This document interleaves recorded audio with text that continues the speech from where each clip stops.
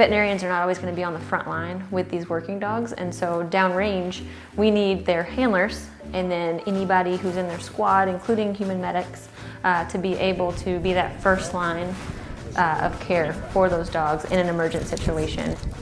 We like to do handler lane training is what we call it. So I put together a joint exercise between some Army technicians and veterinarians and then the Air Force handlers and their dog teams to basically go through some mock scenarios for emergency care for those dogs. What that entailed was basically making a mock village deployment scenario. Within that, we had the dogs and their handlers. They're detecting along the way, as is their primary job downrange, and then we have certain scenarios laid out for them as if there were an emergency that took place. After the dog had done some detection, they were searching inside of a building, and we presented them with, your dog just fell through the floor, and now you have an open bleeding wound and a fractured limb. What are you going to do?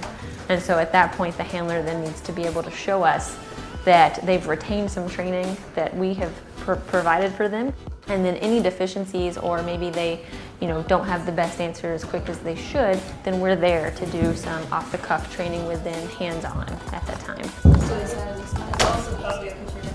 These dogs and these handler teams are deployable, and so whenever they go downrange to a deployed situation, these dogs are on the front line. They're being able to detect explosive ordinances, and they're ultimately protecting probably hundreds of lives in the process. And so that being said, emergencies happen, and so I want for these handlers and these first responders to be able to handle these emergencies as best as possible to provide the best emergency care that we can to these working dogs, because they ultimately protect us the best that they know how, and so the least we can do is provide that to them.